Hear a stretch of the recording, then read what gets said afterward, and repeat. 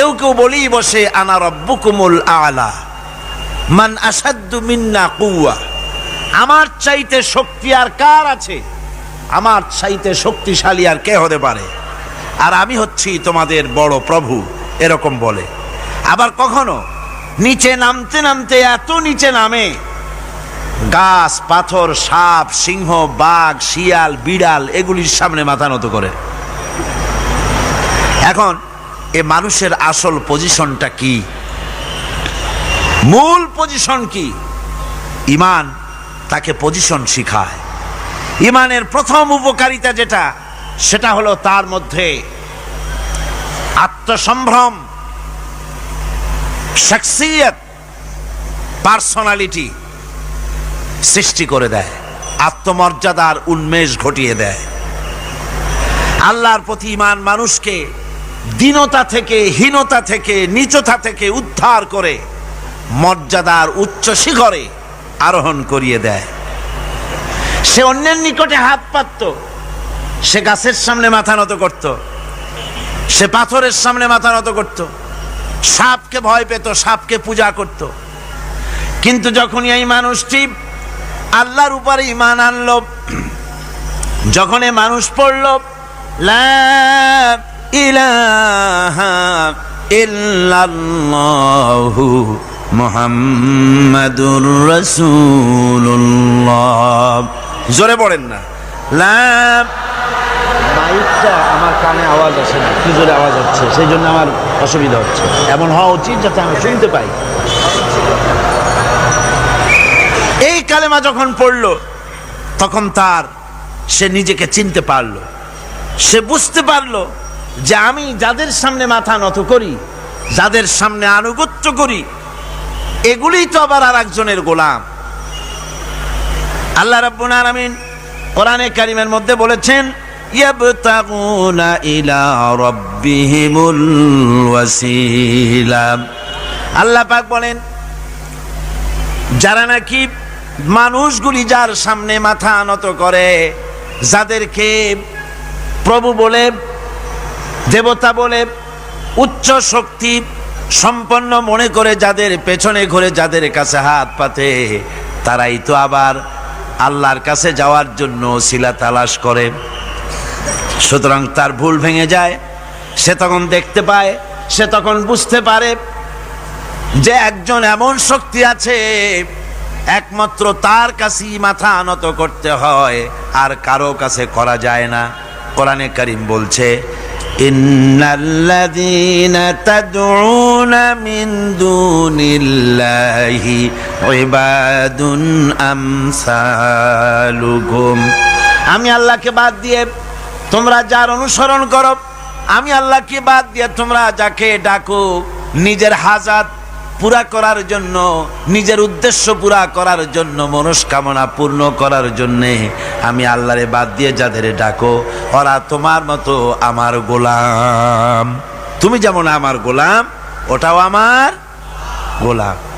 তুমি সূর্যের পূজা করো, সূর্য তো আমার গোলাম। তুমি চাঁদের পূজা করো, চাঁদ তো আমার গোলাম। তুমি তো গরু পূজা করো, গরু আমার সৃষ্টি। তুমি তো মাটি দিয়া তৈরি করা মূর্তি বানাইয়া পূজা করো, মাটি তো আমার বানানো। তুমি কাঠ দিয়া পাথর দিয়া মূর্তি বানাও, এগুলির সামনে মাথা নত করো, ওগুলি তো আমার কাঠ আমার পাথর সব আমার। আর আমার গোলামগুলির সামনে তুমি নিজে গোলামি করার জন্য মাথা পেতে দাও, ওই গোলাম তোমার কোনো উপকার করতে পারবে না। সুতরাং আত্মমর্যাদা সৃষ্টি হয়ে যায়, শখসিয়ত পয়দা হয়, পার্সোনালিটির সৃষ্টি হয়। ঈমানের এটা সবচাইতে বড় উপকার। মানুষ হীনতা থেকে, নীচতা থেকে তাকে ঊর্ধ্বে উঠায় আনা হয়। মানুষ দেখতে পায়, যদি চোখ থাকে, যদি আকল থাকে, তাহলে দেখতে পায় যেগুলির সামনে তারা মাথা নত করে, ওগুলি নিজেরও কোনো উপকার করতে পারে না, অন্যকে উপকার করা তো দূরের কথা, অপরের উপকারও সে করতে পারে না। একবার আল্লাহ নবীর কাছে এক মুশরিক এসেছিলেন। একজন মুশরিক এসেছে একটা ভাঙ্গা মূর্তি নিয়া, একটা ভাঙ্গা মূর্তি নিয়ে এসেছে। হুজুর বললেন, তোমার মূর্তি ভাঙ্গা কেন? লোকটি বলল, হুজুর এটা হচ্ছে আমার খোদা, এইটারে নিয়ে আমি সব সময় থাকি যাতে সব রকমের বিপদ থেকে আমি বাঁচতে পারি। প্রতিমধ্যে আমার পেশাব পায়খানার হাজত হলো, এই মূর্তিকে আমি রাস্তায় দাঁড় করায় রেখে চলে গেলাম।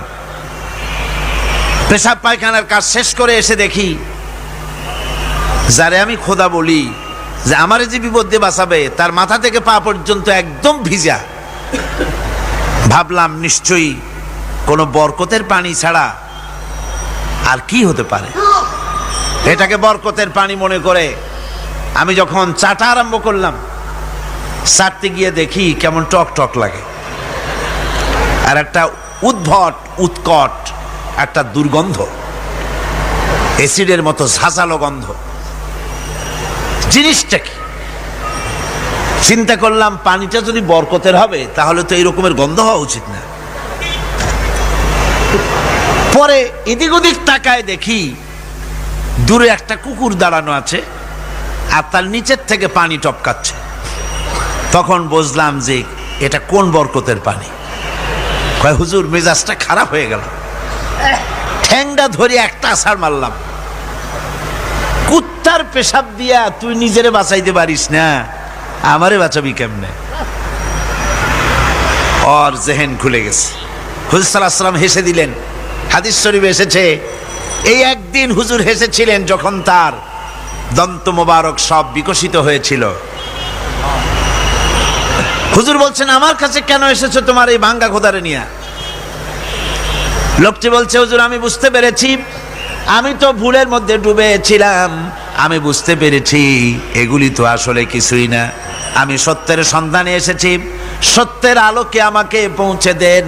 নবীজি পড়লেন, পড়ো লা ইলাহা ইল্লাল্লাহু মুহাম্মাদুর রাসূলুল্লাহ।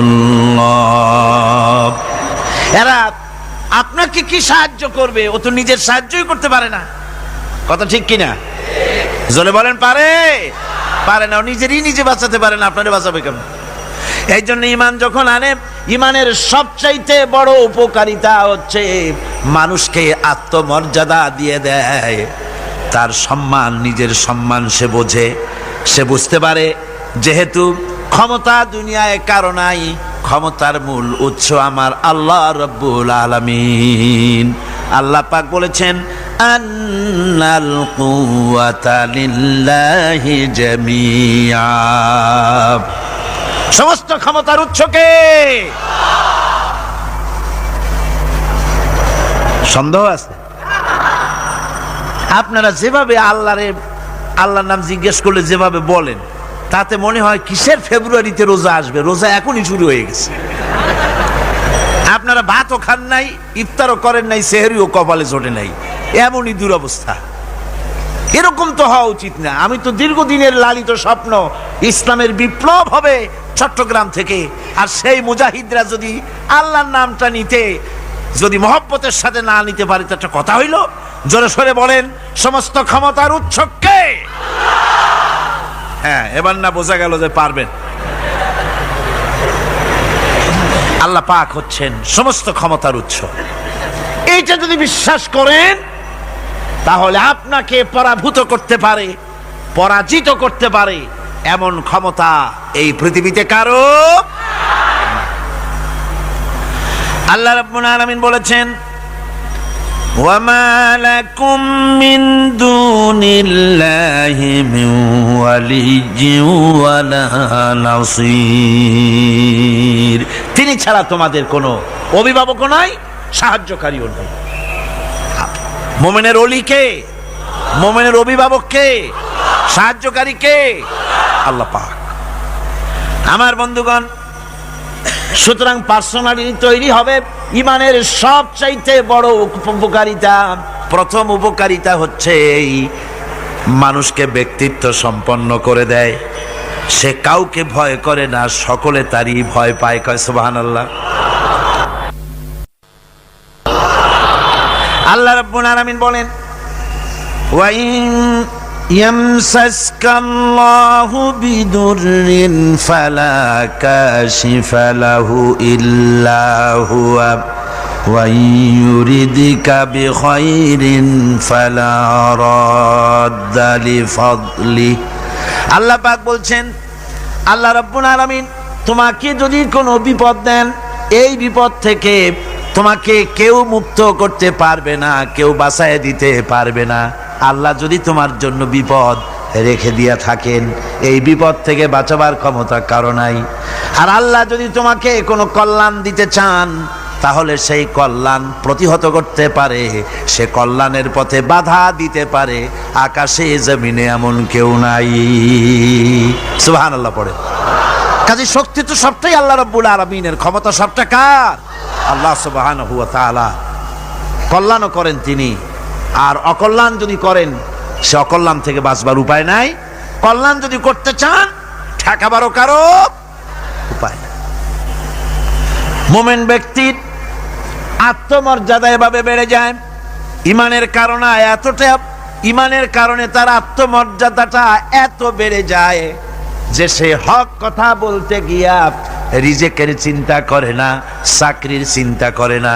হক কথাটা যদি বলি, আমি সরকারি চাকরি করি, হক কথা বললে পরে চাকরি থাকবে না। ইমামতি করি, হক কথা বললে পরে চাকরি থাকবে না। এই জাতীয় হীনমন্যতা তার মনের ভিতরে জায়গা পাবে না, যেহেতু কোরআন তারে শিখাইছে। কিসের ভয়? রিস্কের চিন্তা করো। রিস্কের চিন্তা করার কোনো দরকার নাই।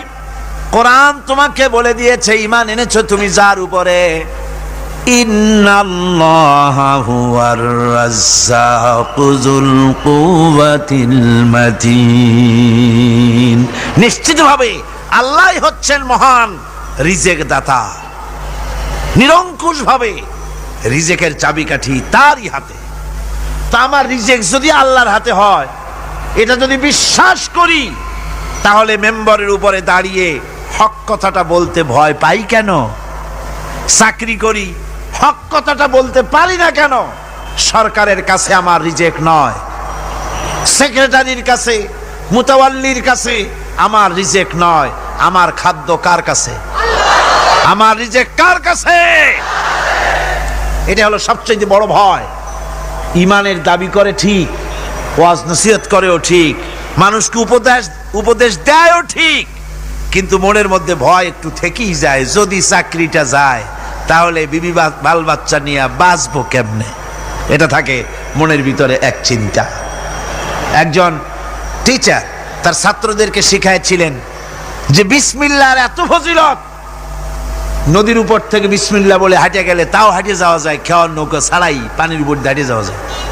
একটা ছেলে, একটা ছাত্র এই কথাটা এমন বিশ্বাস করলো, নদীর পাড়ি দিয়ে, তার বাড়ি ছিল নদীর ওপার, প্রতিদিন খেওয়া পার হইয়া মাদ্রাসায় আসতো। বিশ্বাস সে করছে পুরাটাই, আর বিসমিল্লাহ বলে পাও দিয়ে হাঁটিয়া চলে গেল পার হয়ে। এটা কোনো কোরআন নয়, হাদিস নয়, শোনা কথা। তারপরে একদিন তার মা তাকে বলেছে, তোমার হুজুরকে একটু দাওয়াত দাও আমাদের বাড়িতে। হুজুরের দাওয়াত দিছে, মিলাদের দাওয়াত শুনে হুজুর তো খুব খুশি।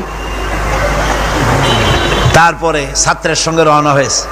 নদীর ঘাটে এসে দেখে যে নৌকা নাই। আরে বাবা, নৌকা নাই, পার হবো কেমনে? কয় হুজুর কোন কি, নৌকার দরকারটা কি? আপনি না বলছেন বিসমিল্লাহ বলে হেঁটে যাওয়া যায়। আমি তো ওইটা শোনার পর আমি প্রত্যেক দিন তো এই কাম করি আসি, নৌকা টুকো লাগে না। আসেন না আমার সাথে। ছেলে বিসমিল্লাহ বলে হাঁটা আরম্ভ করছে পানির উপর দিয়ে। ওস্তাদ চিন্তা করতেছে, আমি তো শুধু ওয়াজি করছি, আমল তো করি নাই, কি না কি হয় আল্লাহই জানে। পাজামা হাঁটু পর্যন্ত টাইনিয়া তারপরে বিসমিল্লাহ কয়ে পা দিছে, আর এক ছোটে চুবনি খাইয়া ভিতরে চলে গেছে। সুতরাং মুখ দিয়া বললে হবে না, বিশ্বাস করতে হবে, ইয়াকিন রাখতে হবে রিস্কের মালিক আল্লাহ। হক কথা কাউকে ছেড়ে দেব না, এটা বলবোই, তাতে আমার চাকরি থাকুক আর চাকরি যাক। এর নাম হলো আত্মমর্যাদা। এর নাম কি? আত্মমর্যাদা। নইলে আপনি মসজিদের ইমাম, আর দুর্ভাগ্যজনক সত্য, মসজিদের ইমামগুলি অধিকাংশ ক্ষেত্রে এমন সব সেক্রেটারি, মুতাওয়াল্লি হয় যারা ইসলামী আদর্শকে বিশ্বাসই করে না। কথাটা ঠিক কিনা? ধর্মনিরপেক্ষতাবাদী কিন্তু মসজিদের সেক্রেটারি, মাদ্রাসার সেক্রেটারি, ঈদগাহের সেক্রেটারি।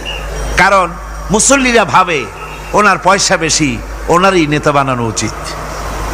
অথচ কোরআন নিষেধ করেছে এমন কোন লোক মসজিদের মুতাওয়াল্লি সেক্রেটারি হতে পারে না যে ব্যক্তি আল্লাহর পথে পরিচালিত নয়, যে আল্লাহকে মানুষের চাইতে বেশি ভয় না করে, যে ব্যক্তির ভিতরে দ্বীন নাই, ঈমান নাই, ইসলামী আদর্শ নাই, শুধু পয়সার বিনিময় সেক্রেটারি মেম্বার মুতাওয়াল্লি হয়ে বসে আছে আর ইমাম ভয়ের চোটে কথা বলে না। আছেন এমন? আছে। হক কথা। মাদ্রাসা, মসজিদ, ওয়াজ মাহফিল, চাকরির জায়গা, কোর্টে, কাছারিতে, আদালতে, সর্বত্র মোমেন ব্যক্তি বলতে পারবে তখন যখন ঈমান বিল্লাহ পোক্ত হবে। আল্লাহর প্রতি ঈমানটা যখন পোক্ত হবে তখন সে বুঝবে এ চাকরি আমার পায়ের গোলাম। এখানে যদি আমার চাকরি না থাকে অন্য জায়গা থেকে রিস্কের ব্যবস্থা আল্লাহ পাক আমাকে করে দিবেন। এটাই হচ্ছে ঈমান বিল্লাহর প্রথম উপকারিতা। পয়লা নম্বরের উপকারিতা, মানুষকে পার্সোনালিটি সৃষ্টি হয়ে যায়, তার মধ্যে শক্তি আসে, ঈমানি মজবুতি আসে, তার মধ্যে শখসিয়ত আসে, তার মধ্যে ব্যক্তিত্ব আসে, আত্মমর্যাদা আসে, আত্মসম্ভ্রম সৃষ্টি হয়। এটা হলো পয়লা নম্বরের উপকার। ঈমান আনার জন্যে আল্লাহর প্রতি মানুষ ঈমান আনলে পরে 2 নম্বরের যে উপকারটা হয় সেটা হলো মানুষের ভিতর থেকে অহংকার দূর হয়ে যায়। অহংকার থাকে না। যে ব্যক্তি ঈমান বিল্লাহ যার ভিতরে ঢুকে যায়, আল্লাহর ঈমান পরিপূর্ণরূপে এসে যদি যায় তাহলে তার ভিতরে অহংকার থাকে না। কেন থাকে না? অহংকার থাকে না এই জন্য, যেহেতু মোমেন ব্যক্তি জানে আল্লাহ রাব্বুল আলামিন জানে, আল্লাহ রাব্বুল আলামিনের সামনে বান্দা জানে, কথা বুঝতে পারে, কোরআন পড়ে জানে যে আমি আল্লাহর সামনে সম্পূর্ণ অসহায়। অসহায় যে যার কিচ্ছু নাই সে কি অহংকার করতে পারে? অর্থ নাই, বিত্ত নাই, কিছু নাই, সে কি অহংকার করে? অহংকার কারা করে? অহংকার করে যাদের অর্থ আছে, বিত্ত আছে, শিক্ষা আছে, বিদ্যা আছে, স্বাস্থ্য আছে, জমি আছে, জমা আছে, বাড়ি আছে, কল আছে, কারখানা আছে, গাড়ি আছে, এরাই না অহংকার করে। কিন্তু ঈমান বিল্লাহ যখন আসি তখন সে বুঝতে পারে আমার শক্তি কোনো শক্তি নয়, ওয়া হুয়াল কাহিরু ফাওকা ইবাদি। সমস্ত আল্লাহ রাব্বুল আলামিন বলছেন সমস্ত বান্দার উপরে কর্তৃত্ব হচ্ছে আল্লাহ পাকের। আল্লাহর কর্তৃত্ব থেকে বেরিয়ে আসার ক্ষমতা কারো নাই। সবচাইতে শ্রেষ্ঠ শক্তি কার? আল্লাহ পাকের। ওই আল্লাহ রাব্বুল আলামিন বলেছেন, চ্যালেঞ্জ করেছেন, যদি সম্ভব করতে পারো, অহংকার করতেছো, বড়াই করতেছো, যদি সম্ভব করতে পারো আমার জমিন থেকে বেরিয়ে যাও। যদি সম্ভব করতে পারো, অহংকার তো খুব করো, বাস করো আমার জমিনের উপরে, খাও আমার ফসল, জীবন আমি দিলাম, চক্ষু আমি দিলাম, আমার চোখ দিয়ে দেখো, আমার দেওয়া কান দিয়ে শোনো, আমার দেওয়া বিবেক দিয়ে চিন্তা করো, সব তো আমি দিয়েছি, তারপরেও যদি অহংকার করো।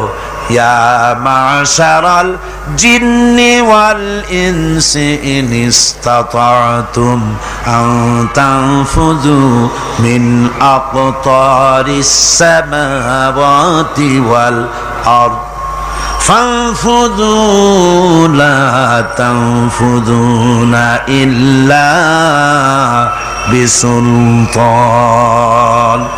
হে পৃথিবীর মানুষেরা, হে পৃথিবীর জেনেরা, ইয়া মাশারাল জিন ওয়াল ইনস, হে পৃথিবীর মানুষ, মনুষ্য জাতি এবং জিন, যদি সম্ভব করতে পারো তাহলে আমার ইহাতা থেকে, আমার জমিন থেকে, আমার জমিনের উপর থেকে বেরিয়ে যাও। এমন দেশে যাও যেখানে আমার সূর্য নাই, যেখানে আমার চন্দ্র নাই, যেখানে আমার আলো নাই, যেখানে আমার বাতাস নাই, অক্সিজেন নাই, আমার পানি নাই, এমন কোন জায়গা যদি পাও বেরিয়ে চলে যাও। যাওয়া যাবে? আর যারা জবাব দিলেন না তারা পারবেন বুঝি? যাওয়া যাবে? আল্লাহ পাক বলছেন ফানফুযু লা তানফুযুনা ইল্লা বিসুলতান। আমার রাজত্ব থেকে, আমার ইহাতা থেকে, আমার পরিমণ্ডল থেকে, আমার কর্তৃত্ব থেকে বেরিয়ে যাওয়ার কোনো পথ নাই। কেউ বেরিয়ে যেতে পারবে না। আকাশ দিয়ে জমিন দিয়ে পরিবেষ্টন করে রেখেছি, পালাবার উপায় নাই, ভাগবার জায়গা নাই। এই কথা মোমেন যখন পড়ে আস্তে করে মাথা নিচু হয়ে আসে, আমি কত দুর্বল আমার মহান আল্লাহর সামনে। সুবহানাল্লাহ। এই জন্য আমি বলি, কিসের বড়াই করবেন? কিসের বড়াই? বিদ্যার বড়াই। কতটা বিদ্যা অর্জন করেছেন? কতটুকুন শিখেছেন? আপনার থেকে আরো অনেক শিক্ষাবিদ রয়েছেন, আবার তার থেকে আরো অনেক শিক্ষাবিদ রয়েছেন। কতটুকুন শিখেছেন? এখনো ছাত্র অনেক কিছু আছে যা আপনি আজও জানতে পারেন নাই। সারা জীবন আমরা তালিবে ইলম, সারা জীবন আমরা ছাত্র। মুহাদ্দিস হন, মুফাসসির হন, প্রফেসর হন, প্রিন্সিপাল হন, যেই হন না কেন, চিকিৎসাবিদ, চিকিৎসা বিজ্ঞানী, রাষ্ট্রবিজ্ঞানী, দার্শনিক, যেই হোক না কেন, সব ছাত্র। সব কি? ছাত্র। বহু কিছু এমন আছে যা আজও মানুষ উদ্ধার করতে পারে নাই, শিখতে পারেনি। সুতরাং শিক্ষার বড়াই করো না। এরপরে অর্থের বড়াই করবা। কয়টা টাকার মালিক হয়েছে তুমি? টাকার বড়াই করে মানুষ। জিজ্ঞাসা করা হয়, মিয়া সাহেব রোজা রাখেন না কেন? কয় রোজা রাখবো, চাউলের অভাব আছে নাকি? না ধানের অভাব আছে, না টাকার অভাব আছে। নাউজুবিল্লাহ। কত টাকা হয়েছে? আল্লাহ রাব্বুল আলামিন যদি ইচ্ছা করেন এমন রোগ দিয়া দিতে পারেন, হার্টের ভিতরে ক্যান্সার দিয়ে দিতে পারেন, ব্রেনের ভিতরে টিউমার দিয়ে দিতে পারেন, রক্তের ভিতরে ক্যান্সার দিয়ে দিতে পারেন, হাড়ের ভিতরে ক্যান্সার ঢুকায় দিতে পারেন।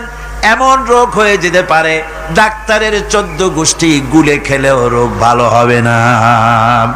সারা জীবন যত টাকা কামাই করেছেন, গোষ্ঠী বেচতেও ঔষধের পয়সা হবে না। পারবে কিনা আমার আল্লাহ? জোরে বলেন, পারবেন কিনা? পারবেন। প্রচন্ড ক্ষমতা। কাজী বান্দা যখন এগুলি পড়ে মাথাটা নিচু হয়ে আসে যে ক্ষমতা তো তার, বড়াই করার কোনো উপায় নাই। আমরা কিতাবের মধ্যে পড়েছিলাম, সেই আল মুস্তাতরফ একটা কিতাব ছিল, আলেমে পড়ানো হতো। মৌলানা শামসুদ্দিন সাহেব পড়েছেন নিশ্চয়ই? জি, ওলামারা পড়েছে। সেই কিতাবে আলেম ক্লাসে পড়ানো হতো তখন আমাদেরকে একটা আরবি সাহিত্য। ওই আরবি সাহিত্যের ভিতরে পড়েছিলাম, সেখানে এক জমিদার বিবাহ করেছে, তারপরে তার নবপরিণীতা স্ত্রীকে নিয়ে খেতে বসেছে।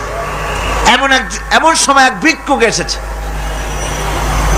জমিদার রাগ হয়ে দরজার কাছে দিয়ে বেচারাকে ধমক দিয়ে বের করে দিয়েছে, ভিক্ষা নেওয়ার আর তুমি সময় পাও না, আমি বিয়ে করেছি, নতুন বউ নিয়ে খাইতে বসছি, বেরো এখান থেকে।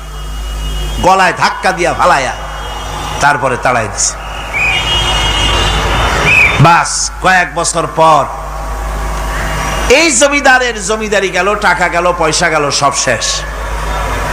বউ পুষবে এমন পয়সাও নাই। বউ তার থেকে বিচ্ছিন্ন হয়ে গেল, বউকে তালাক দিয়ে দিল। দীর্ঘদিন পর এই স্ত্রী বিবাহের একটা প্রস্তাব এলো আর এক জমিদারের সাথে, আর এক এলাকার নতুন এক জমিদার হয়েছে, তার সঙ্গে বিবাহের প্রস্তাব এলো। এরপরে সেই বিয়ে হয়ে যাওয়ার পর নতুন জমিদারের সাথে এই স্ত্রী বসে খানা খেতে বসেছে প্রথম দিন। এমন সময় দরজার কাছে এক ভিখারি এসে হাজির। নতুন জমিদার বলছে, বউ আমরা তো খেতে পারবো, আমাদের খাবারের প্লেটটা আজকে প্রথম তোমাকে নিয়ে খেতে বসেছি, এই খাবারের প্লেটটা ধরেই তুমি ভিখারিকে দিয়ে আসো। বউ খাবারের প্লেটটা ভিখারির হাতে দিতে গিয়ে সেন্সলেস হয়ে পড়ে গিয়েছে, বেহুশ হয়ে পড়ে গিয়েছে। নতুন জমিদার অনেকক্ষণ অপেক্ষা করলো, বউ ফেরে না কেন, যায় দেখে বেহুশ, মুসাফির সেখানে দাঁড়ানো। কিছুক্ষণ পর বউয়ের হুশ হলো, জিজ্ঞেস করলো হয়েছে কি, তুমি এরকম পড়ে গেল কেন এই মুসাফিরকে দেখে?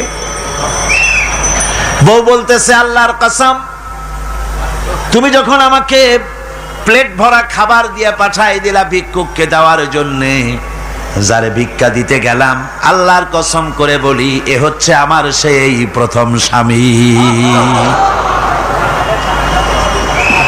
এবার ওই জমিদার বলতেছে, তুমি যেমন কসম করে বলতেছো এই হলো তোমার প্রথম স্বামী, আমিও আমার আল্লাহর নামে কসম করে বলি আমিও সেই ভিখারি যেদিন তোমরা খেতে বসেছিলে আর আমি ভিক্ষা নিতে গিয়েছিলাম, আমাকে দরজা থেকে তাড়ায় দিয়েছিলে। সুতরাং বড়াই করো না অর্থের, টাকার বড়াই করো না, অহংকার করো না।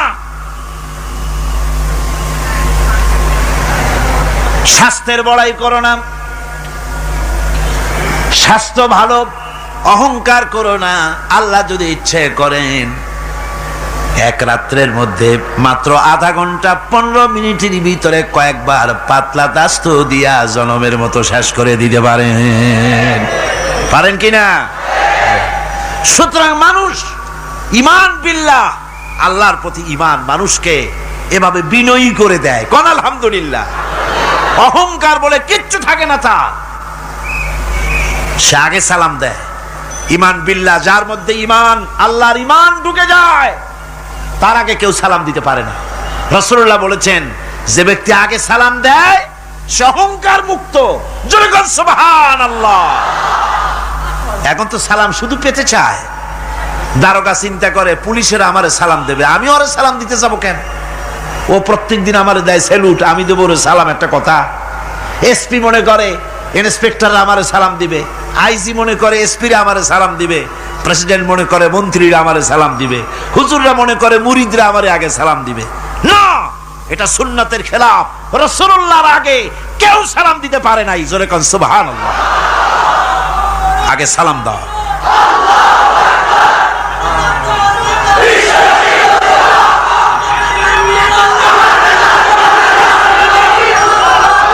এই সালামের প্রচলন, এই সালামের প্রচলন মুসলমানদের মধ্যে বেশি বেশি হওয়া উচিত।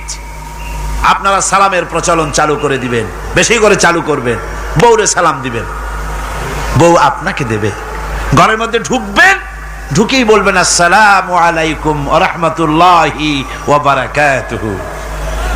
বাইরের থেকে গেছেন, ঘরে ঢুকেই প্রথম সালাম দেন, বউ সালামের জবাব দেবে, বউ আপনাকে দেবে। বাচ্চাদের সালাম দেন, বাচ্চারা আপনাকে দিবে। এরকম সালামের প্রচলন চালু করেন। রাসূলুল্লাহ বলেছেন, মানে একটা গাছের আড়ালে এই সালাম হলো, লোকটা গাছের আড়ালে চলে গেছে, আবার দেখা হয়েছে, আবার সালাম দেন। এখন এই সালাম কমে গেছে, এখন সালামের পরিবর্তে অনেক কিছু হয়েছে। সালাম দেয়, তার জবাবও দেয় না। যদি বলে কেউ গরিব মানুষ সালাম দিয়েছে বড় লোকের, আসসালামু আলাইকুম, ওয়ালাইকুম আসসালাম বলতে চায় না, একটু মাথা নাড়ে। তারপর জিজ্ঞেস করে, স্যার কেমন আছেন? এই যাচ্ছে, কেটে যাচ্ছে। কি কেটে যাচ্ছে? তোমার কল্লা? আলহামদুলিল্লাহ বলতে পারো না? অধিকাংশ ক্ষেত্রে যদি জিজ্ঞেস করেন কেমন আছেন, এই যাচ্ছে, কেটে যাচ্ছে। আপনার যত অসুখ হোক আগে বলেন আলহামদুলিল্লাহ, তারপরে অসুখের কথা বলেন। আপনার যদি কোনো অসুবিধা থাকে আগে আলহামদুলিল্লাহ কন, তারপরে অসুখের কথা কন। হযরত সুফিয়ান সাউরি রাহমাতুল্লাহ আলাইহি আল্লাহর একজন জবরদস্ত ওলি ছিলেন। একবার তার সামনে এক মুরিদ এসেছে, মাথায় একটা বড় রুমাল খিসা বান্দা। জিজ্ঞেস করলেন, মিয়া তোমার এই মাথাটা এরকম বান্দা কেন? কয় যে হুজুর, মাথার যন্ত্রণায় অস্থির হয়ে গেছি, সেই জন্য মাথাটা বাঁধে রাখছি। এরকম ব্যথা কয়দিন হয়েছে? কয়দিন? আর সবসময় হয় না, বছরে 2-1 হইলেও পারে, না হইলেও পারে। বলে বছরে 2-1 ব্যথা ব্যথা হয়, সেই ব্যথাটা দড়ি দিয়া বান্ধা মানুষে দেখাইলা যে আমার ব্যথা হয়েছে, অসুবিধাটা দেখালে, আর যতদিন ভালো ছিলে ওইটার প্রমাণ স্বরূপ মাথায় কি বান্ধা মানুষকে দেখাইছো। সুতরাং শুকরিয়া আদায় করো সব সময়, আলহামদুলিল্লাহ আলা কুল্লি হাল। সব অবস্থায় আমি ভালো আছি, আমার থেকে আরো অনেক খারাপ আছে। সুতরাং সালামের প্রচলন তারাই করে বেশি যারা বিনয়ী হয়। অহংকার যাদের মধ্যে জায়গা পায় না। অহংকার পাবে কি করে? বান্দা কোরআন থেকে জেনেছে ওয়াল্লাহুল গানিয়্যু ওয়া আনতুমুল ফুকারা। আল্লাহ রাব্বুল আলামিন বলেন, তোমরা হলে সবাই ফকির, তোমরা হলে সব মুকাফিকি, আর একমাত্র আল্লাহ রাব্বুল আলামিন বেনিয়াজ। আল্লাহই শুধু বেনিয়াজ, আর সব কি মুকাফিকি কার কাছে? আল্লাহর কাছে। এই জন্য বিনয়ী হতে হবে। এই যে জমিনটা বাস করি, জমিনটা কার? চিল্লায় কোন কার? লিল্লাহি মা ফিস সামাওয়াতি ওয়া মা ফিল আরদ। আকাশও তার, জমিনও তার। এই কথা যদি জানা থাকে, বিশ্বাস থাকে, তাহলে সেই ব্যক্তি অহংকার করতে পারে না, সে বিনয়ী হয়। ইমান বিল্লাহ তাকে বিনয়ী বানায় দেয়। আর বিনয়ী মানুষ, নিরহংকার মানুষই আল্লাহর কাছে বেশি পছন্দ। এই ইমান তার ভিতরে এই কথা জাগ্রত করে দেয়। আমি যদি একটা গাড়ির মালিক হয়ে থাকি, আমি যদি একটা বাড়ির মালিক হয়ে থাকি, আমি যদি স্ত্রী পুত্র সন্তান পেয়ে থাকি, আমি যদি মন্ত্রী হয়ে থাকি, আমি যদি কিছু পেয়ে থাকি, আমার হাতের কামাই দ্বারা পাই নাই। আল্লাহ শিখাই দিচ্ছেন ওয়ামা বিকুম বিনি'মাতিন ফামিনাল্লাহ। যত নেয়ামত তোমরা পেয়েছো সব আল্লাহ রাব্বুল আলামিন দিয়েছেন। জোরে বলেন সুবহানাল্লাহ। দাতাকে ভুলে যেও না, আল্লাহর কাছে বিনয়ী হও। সমস্ত নিয়ামত একমাত্র তিনিই দিয়েছেন। ঈমান বিল্লাহর দ্বারা মানুষের এই গুণ সৃষ্টি হয়, এই উপকার হয় মানুষের, যে সে বিনয়ী হয়ে যায়। আল্লাহ পাক কোরআনে কারীমের মধ্যে আরো বলেন ওয়ালা তামশি ফিল আরদি মারহান ইন্নাকা লান তাখরিকাল আরদা ওয়ালান তাবলুগাল জিবালা তুলা। ওয়ালা তামশি ফিল আরদি মারহান, আমার এই জমিনের উপরে অহংকার করে হেঁটো না। আল্লাহ পাক নিষেধ করেছেন, জমিনের উপরে অহংকার করে হেঁটো না। এই জমিনের উপরে অহংকার করে হাঁটতে গিয়া তুমি পদাঘাত করে আমার জমিনটারে ফাটাই দিতে পারবা না। আবার অহংকার করে লাভ দিয়া আমার পাহাড়টার উচ্চতাও ছাড়াই যেতে পারবে না। যখন তুমি পাহাড়ের উচ্চতা ছাড়াতে পারবে না, যখন জমিনটারে লাথি মেরে ফাটাই দিতে পারবে না, তখন আবার অহংকারটা কিসের? কিসের অহংকার? নিজের দিকে তাকাও, তোমারে আমি বানাইছি কি দিয়া? তোমার পেটের মধ্যে কি? তোমার শরীরের মধ্যে কি? মলমূত্র দিয়ে পেটটা ভরা, আর দুনিয়ায় এসেছো এক ফোঁটা নাপাক পানি দিয়ে। যে নাপাক পানি ফোঁটা শরীর থেকে বেরিয়ে গেলে পরে গোসল ওয়াজিব হয়ে যায়, ফরজ হয়ে যায়। এমন একটা নাপাক পানি, যার জন্মের উৎস, তার তো অহংকার করা শোভা পায় না। অহংকার করবেন কেবলমাত্র কে? চিল্লায় বলেন কে? হাদিসে কুদসির ভিতরে এসেছে, আল্লাহ পাক বলেছেন অহংকার হচ্ছে আমার ইজার, অহংকার হচ্ছে আমার চাদর। যে ব্যক্তি অহংকার করে সেজন্য আমি আল্লাহর চাদর নিয়ে টানাটানি করে। জোরে কর নাউজুবিল্লাহ। চিল্লায় কর নাউজুবিল্লাহ।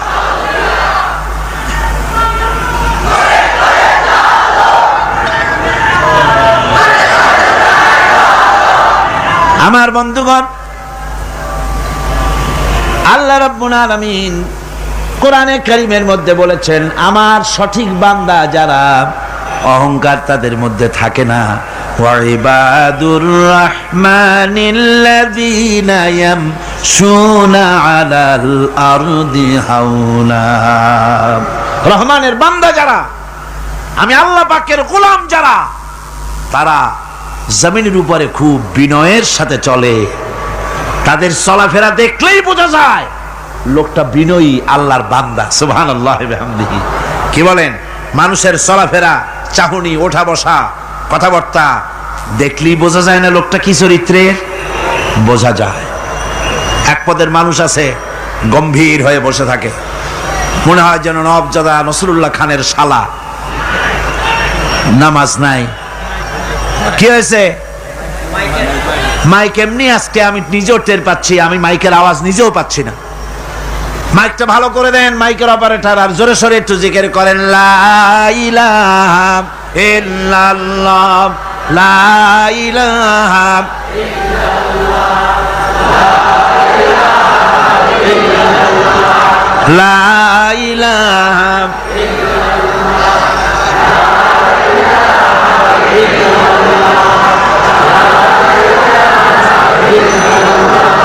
বসেন, বসুন।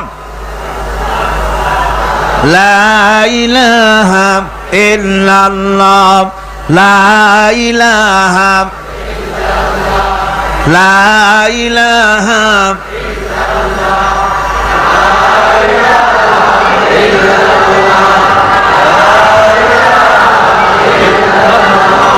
লা ইলাহা ইল্লাল্লাহ মুহাম্মাদুর রাসূলুল্লাহ। বন্ধুগণ, আল্লাহর প্রতি ঈমান আনলে পরে যে গুণ সৃষ্টি হয়, যে গুণাবলী সৃষ্টি হয়, সেই গুণের মধ্যে 2 নম্বরের গুণটা আমি বললাম, বিনয় এবং বিনম্রতা সৃষ্টি হয়, অহংকার মুক্ত হয়ে যায়। এটা হলো 2 নম্বরের উপকার। 1 নম্বরের উপকার হচ্ছে মর্যাদা সৃষ্টি হয়। 2 নম্বরে কি হয়? অহংকার মুক্ত হয়ে যায়। আল্লাহ রাব্বুল আলামিনের উপরে ঈমান আনলে পরে, ঈমান বিল্লাহ যখন এসে যায় ভিতরে, আল্লাহর প্রতি যখন ঈমান পরিপূর্ণতা লাভ করে, তখন তার 3 নম্বরের উপকার যেটা হয় সেটা হলো সে নির্ভীক হয়ে যায়, তার মধ্যে বীরত্বের সৃষ্টি হয়। জোরে বলেন আলহামদুলিল্লাহ। ঈমানদার লোক কোনোদিন কাপুরুষ হয় না। ঈমানদার লোক কাপুরুষ হয় না, বীর পুরুষ হয়।